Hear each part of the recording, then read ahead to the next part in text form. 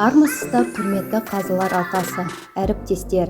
Мен Алматы облысы Ақсу ауданы Қызылағаш ауылдық кітапханасының қызметкері Хасанова Сацита. Биылғы балалар жылына орай кітапханамызға оқырмандарды тарту үшін түрлі іс-шараларды іске асырып келемін. Жас ұрпақты парасатты, мәдениетті де білімді етіп тәрбиелеуде кітап пен кітапхананың алатын орны ерекше. Оқырмандарымызға шығармашылық пен дамуға арналған кеңістік арт аймақ құрылды.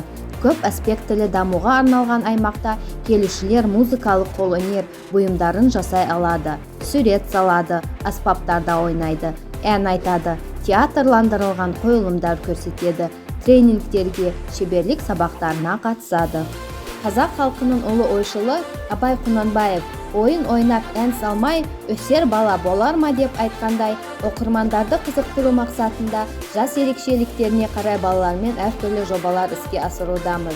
Асыл қазына жобасы ұлтымыздың негізсіз ұмытылып бара жатқан ұлттық ойындарын жаңғырту, ұлттық құндылығымызды ұлықтау мақсатында оқырмандардың ынтасын арттыру үшін ақсерек пен көксерек, сақина салма, әріп таңдау, көптеген ойындарды ойнату арқылы баланы тапқырлыққа, жылдамдыққа, батылдыққа үйрету мақсатында атқарылған іс-шаралар кітапханада және ашық аспан астында іске асырылады. Әр аптаның жұма күндері өтетін ойын-сауық жобамыз 5 рет өтіліп, оған 100-ге жуық оқырмандар қатысты.